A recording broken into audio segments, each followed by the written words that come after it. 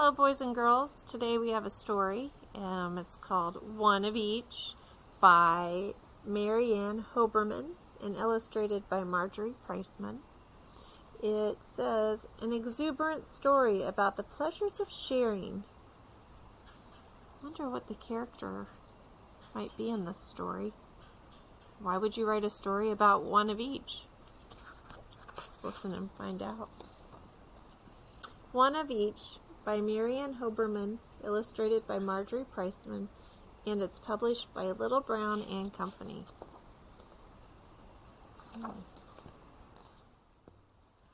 Oliver Tolliver lived all alone in a little old tumble-down house of his own. It had one window and one little door. Oliver Tolliver.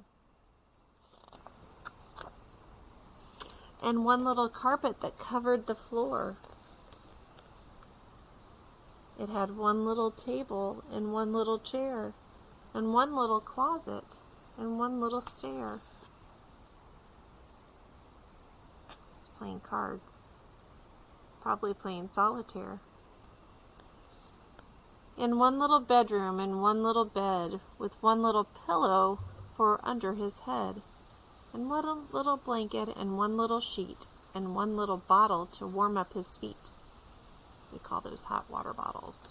You put hot water in it, and you put it in your bed, you put your feet on there. You put it on your head or anywhere you need it. And the one little kitchen was one little sink and one little cupboard, all shiny and pink. And inside the cupboard, one pear and one peach, one plum and one apple, just one of each. One plum and one apple, one pear and one peach, just one, only one, simply one of each.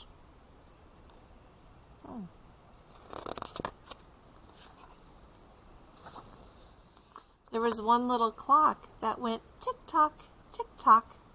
One little fireplace built out of brick. There was one little bookcase with one little book. It's not a lot of books, even for one person, I think. And one little mirror where someone could look. See himself. Reflections.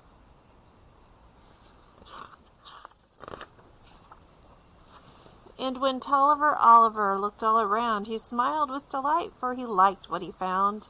It all seemed so fine, each one of each thing, that he felt just as happy and proud as a king.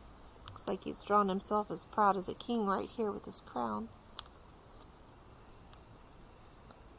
This is one vase, one flower, one saucer, one cup, one teapot, and one chair. Would you like that house? And he said to himself, why, how nice it would be if someone could see this, someone besides me. Why, such a collection would certainly teach how lovely it is to have one of each. One house with one kitchen, one plum and one peach, just one, only one, simply one of each. Here we have the pear, apple, plum, peach.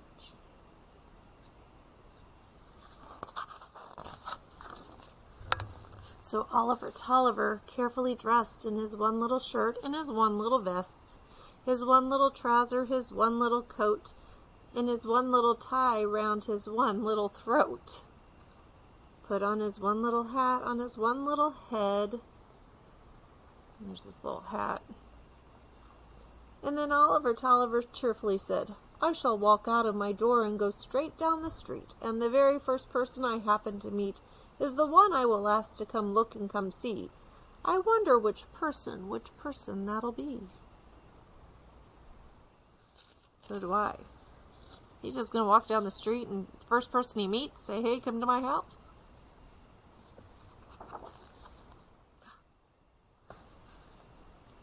He started out walking, and soon someone came a nice-looking person, he asked her name.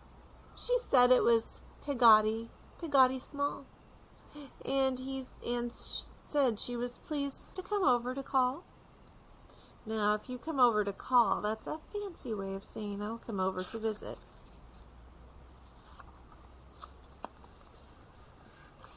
He showed her his stove, his one little sink, his one little cupboard all shiny and pink, his chair and his table, his bureau and bed, that's a bureau, in bed, and his one little pillow for under his head. And each time he showed her a one of each treasure, he looked for a sign of enjoyment or pleasure. Pleasure means happy. Does she look happy?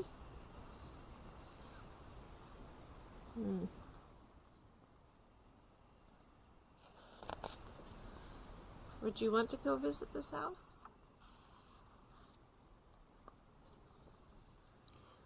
But all that she did was repeat the same speech. Just one? Only one? Simply one of each? Why only one apple? Why only one peach? Why one? Simply one. Only one of each?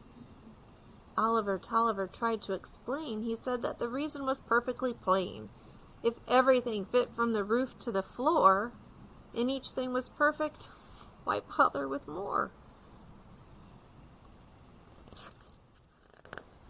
You don't need too much, do you? But Peggotty answered, I cannot agree. It may be for you, but it isn't for me. There's one chair to sit in, and one plate to eat on, and only one footstool to prop up your feet on. One cup and one saucer, one pear and one peach. Oh dearie, how dreary, with just one of each. A guest in your one of each house does not fit. It's made for one person, and you, sir, are it. It's perfect for one, sir, if he's on his own. And so, sir, I'll go, sir, and leave you alone. Did she feel welcomed in this house? Could they both sit in the same chair and eat off the same plate and share the same footstool and cup and saucer? Kind of hard. She's like, there's just no place for me here. How does he feel, do you think? He was expecting someone to say, oh, how wonderful.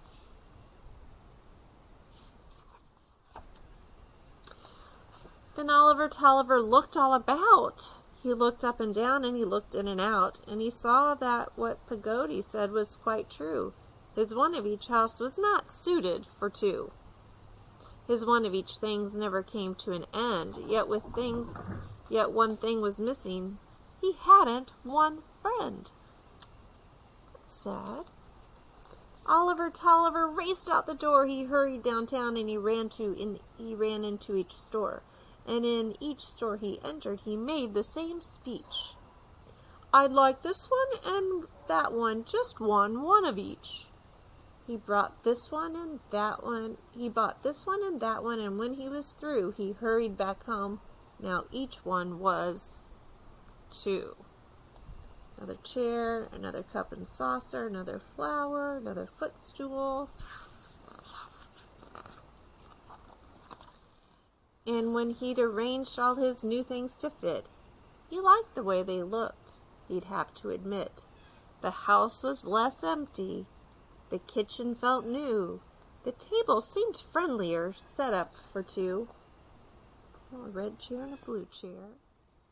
2 flowers, 2 cups, 2 saucers. Just 1 teapot and 1 sugar. Then when he was finished, he called up Miss Peggotty, and invited her over for afternoon tea. When she arrived, she cavorted with glee, and she said with delight, Why, you do this for me? Why, Oliver, dear, you are truly a peach, with 2, really 2, always 2 of each. Look, he drew her a little cat picture. I think he likes her for a friend. Can you see? She's cavorting about.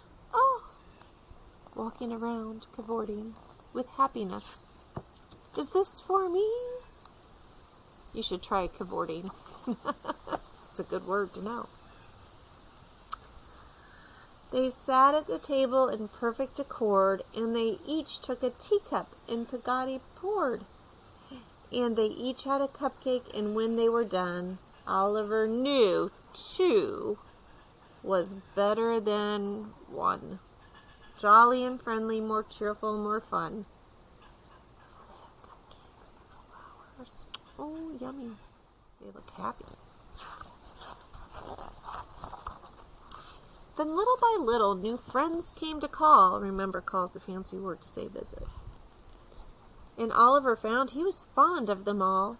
Snake, sheep, rabbit, pig, goose, and then a cat. But look, they're looking at the plate like, oh, they're hungry. What a pity, he thought, there was not any more cupcakes to offer, more tea he could pour. Then he had an idea. He opened the door, an idea that he had never thought of before. He sharpened his knife, and he polished his plate. There's the knife and plate. And he asked his new friends if they kindly would wait. Then he went to the cupboard, and in it he did reach. He took out his fruit. Now there were now 2 of each. 2 plums, 2 apples, 2 pears, 2 peaches. What's he gonna do? 1, 2, 3, 4, 5, 6, 7. 1, 2, 3, 4, 5, 6, 7, 8.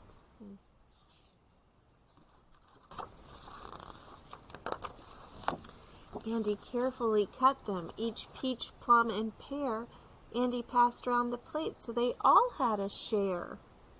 He found as he nibbled the peach, pear, and plum that they all taste better when each had some, and that even though each person's piece might be small, eating with friends was the best thing of all. And by sharing his pieces of plum, pear, and peach, each one could have one, still have one of each. Cut it up. Oh, look, the snake's getting, looks like the apple, pig, the sheep, cat, the bunny, the little goose, quack, quack, quack. They all look so happy. Sharing is nice. Sharing is kind. Having friends is wonderful.